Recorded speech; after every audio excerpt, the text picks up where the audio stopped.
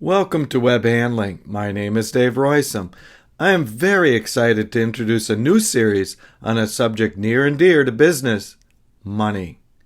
Specifically, we will be talking about when is the optimum time to repair or replace key process elements such as rollers.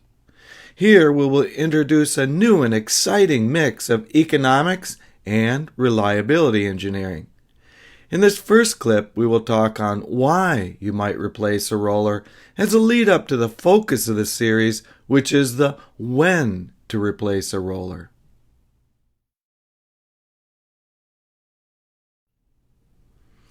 There are three situations that might cause you to replace a roller or other key process element. The first is if the roller did break. This would cause an unplanned maintenance down. The second is that the roller might break. This is called PM, or preventative maintenance. However, the far more common situation and the focus of these clips are that the roller is slowly wearing out. Cylindricity and other surface qualities are slowly degrading, and that causes a slowly increasing cost of waste, delay, and customer complaint.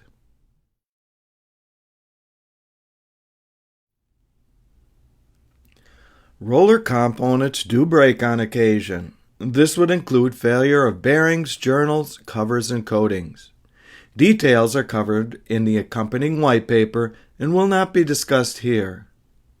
Fortunately, roller breakage is uncommon, in part because some failure modes can pose a safety hazard, so that engineering design and maintenance is perhaps more conservative. Also note that PM is also uncommon, so we will also leave those details for the white paper.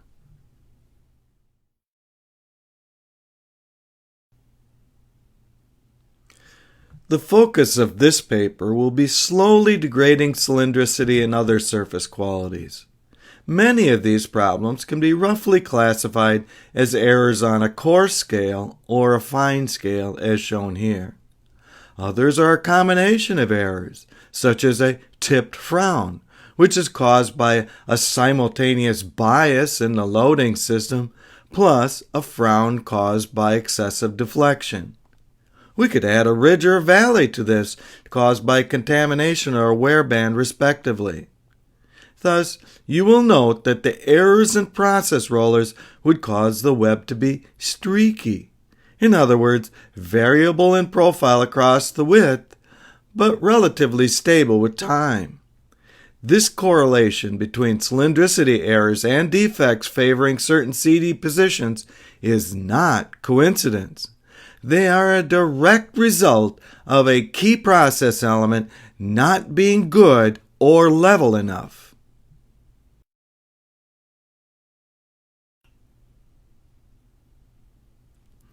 Another concept that we need to introduce is reliability versus time. You may have learned about the Weibull distribution if you had certain engineering courses. Sometimes this is called the bathtub curve because of its shape with respect to time and service. The shape is the sum of three types of failure.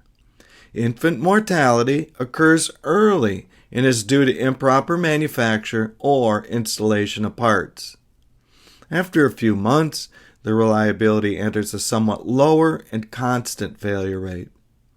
Finally, as parts begin to wear out, failure rates rise exponentially. Infant mortality is quite a problem in certain industries such as electronics. However, in web process rollers, this is much less common and will be disregarded for the moment to simplify the analysis. We will note that the result is then a failure rate that is low to begin with, then rises at an ever-increasing rate until, we change out that part. When we change out that part will be the focus of this series.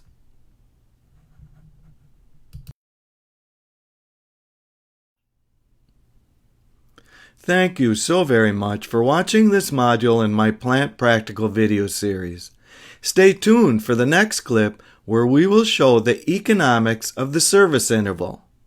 Specifically, if you change the roller too early, you will cost your company money. No less important is if you change the roller too late. You will also cost your company more money, this time due to increased waste, delay, and customer complaint.